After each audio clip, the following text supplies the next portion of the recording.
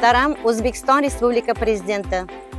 Assalomu alaykum, hurmatli Shavkat Miramonovich.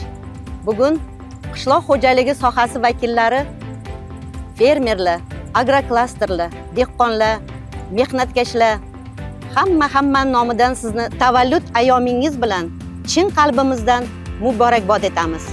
Siz rahbarligingizda qishloq xo'jaligida oshilayotgan keng ko'lamli islohotlar, fermerlarga berilayotgan imkoniyatlar, mehnat xalqiga bildirilayotgan ishonch bizni yanada katta marralar sari ruhlantirmoqda. Bugun yurtimiz dalalarida qo'lga kiritilayotgan har bir yutuq, farovonlik, baraka ortida sizning oqilona siyosatingiz va doimiy g'amxo'rligingiz mujassam. Shu qutlug' ayyomda sizga mustahkam sog'lik, uzoq umr, oilangizga baxt, saodat, xalq xotirjamligi, davlatimizni yanada yuksaltirishdek sharafli faoliyatingizga muvaffaqiyatlar tilaymiz. Yurtimiz tinch, xalqimiz farovon, dasturxonimiz to'kin, dalalarimiz barakali bo'lsin. Tavallud ayyomingiz muborak bo'lsin, muhtaram prezident.